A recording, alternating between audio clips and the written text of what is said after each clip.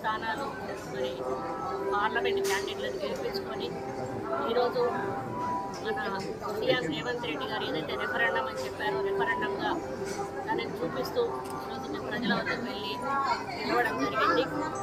కేంద్రంలో కూడా ఈరోజు రెప్పపెట్టులాగా బీజేపీ గెలిచిన ఓడిన చందంగా ఈరోజు ప్రభుత్వాల్లో రాబోతా ఉంది.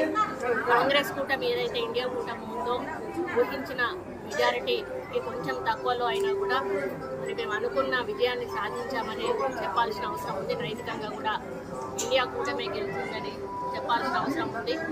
మరి మోడీ 400 సీట్ల వస్తాయి అని చెప్పిన మోడీకి మరి దాన్ని రీచ్ కాలేకపోవడం కూడా ప్రజల వ్యతిరేకత అనేది కూడా సందర్భంగా తెలియజేస్తూ ఉన్నాను.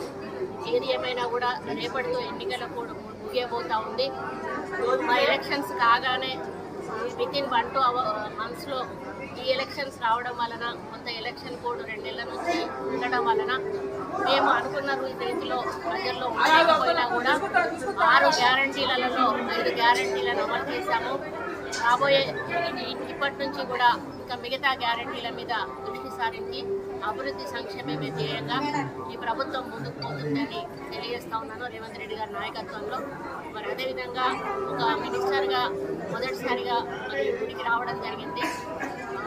ఎలక్షన్స్ అయినాక వస్తానని చెప్పి ఒప్పుకున్న సందర్భంగా మరి భద్రకాళి అమ్మవారి ఆశీస్సులతో మరి వరంగల్లో ఉన్న ప్రతి టెంపుల్ని కూడా అన్ని రకాలుగా అభివృద్ధి చెందే విధంగా కృషి చేస్తానని ఒక తెలంగాణ దేవాదాయ శాఖ మంత్రిగా కూడా అన్ని టెంపుల్స్ మీద కూడా ప్రత్యేక దృష్టి సారిస్తానని మరి గతంలో పక్క రాష్ట్రమైన ఆంధ్రప్రదేశ్ నుంచి మనకి ఎటువంటి సహాయ సహకారాలు లేకుండే ఇప్పుడు అక్కడ కూడా ప్రభుత్వం మారింది కాబట్టి టీటీడీ నుంచి మరి వీలైనంత నిధులు తీసుకొచ్చి ఇక్కడ దేవాలయాల అభివృద్ధి కోసం కృషి చేస్తానని అదేవిధంగా ఫారెస్ట్ ఎన్విరాన్మెంట్ మినిస్టర్గా కూడా నా బాధ్యతలన్నీ కూడా మరి శ్రద్ధతో నిర్వహించి ప్రజలకు ఎటువంటి ఇబ్బంది కాకుండా ప్రభుత్వంకు మంచి పేరు వచ్చే విధంగా మరి మా శాఖలను ముందుకు నడిపిస్తానని అదేవిధంగా వరంగల్ ఈస్ట్ ప్రజల మీద ఇప్పుడు ప్రత్యేక దృష్టి సారించి వారి అభివృద్ధి సంక్షేమాన్ని ముందుకు తీసుకుపోతూ మరి నా యొక్క పరిపాలన కొనసాగిస్తానని ఈ సందర్భంగా తెలియజేస్తాను.